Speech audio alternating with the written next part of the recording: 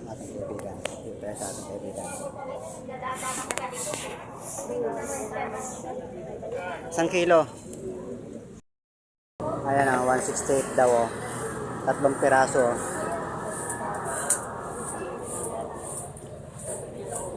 Ano yung nilagay mo na yan? Ay, pinaba. Malamig, no?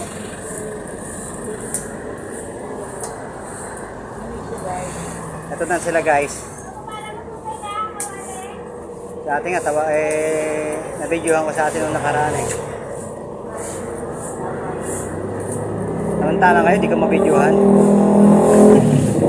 Samantalang kayo, di ka mabidyohan. Sa atin nga, nagpapabalag ngayon.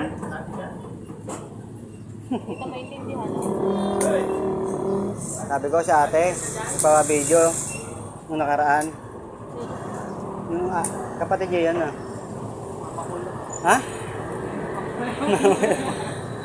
Bakit? Kala kapatid niya yan. Siya. Ano ka niya? Hindi na napunta si nanay dito. Ha?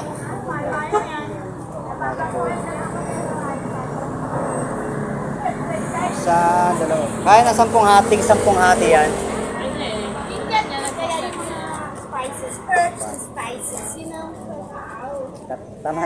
Ha? Oo. Ayun o. Lalaki ng bangos o. Mga dagupan. Tapos itong ang tawag ito? Alimasag ba yan? Alimasag to? Baka kasama kami din na. Sa kami kita yan. Tapos ito dalagang bukid. Dalagang bukid. Ano te? Kaya ano, tag-apat? Apat. Oo. Gagatayin ko kasi. Para pag nagkaroon ako ng anak na marami, alam ko naman paano hati-hatiin.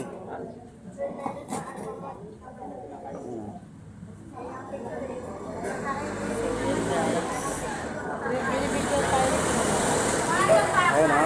Ayun o.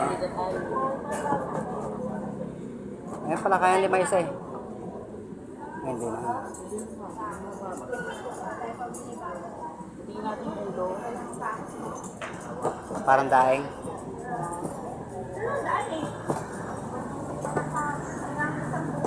Wala sa'yo. Naman yung mag-uulam mo. Yun. Ayan o. Dako.